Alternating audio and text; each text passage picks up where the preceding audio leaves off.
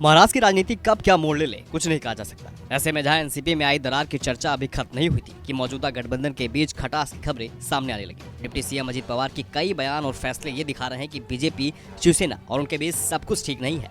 दरअसल हाल ही में अजीत पवार ने कई ऐसे बयान दिए जिससे अटकलों का बाजार एक बार फिर गर्मा गया और सवाल ये उठने लगे कि अजीत और बीजेपी शिंदे गुट के बीच खटास आ गई है। इस दावे का आधार कितना मजबूत है ये जानने के लिए ये समझना होगा कि अजीत पवार ने इन दिनों में क्या क्या बयान दिए।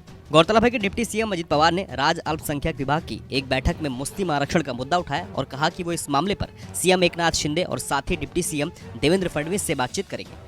अजीत ने कहा है कि बीजेपी के साथ गठबंधन के बावजूद वो अनुसूचित जाति, दलित, मुस्लिम और अन्य अल्पसंख्यक की भलाई के लिए काम करने की मूल विचारधारा से समझौता नहीं करेंगे। अजीत पवार और बीजेपी के बीच खटास की वजह इसलिए मानी जा रही है कि बीजेपी ने हमेशा धार्मिक आधार पर आरक्षण का विरोध किया।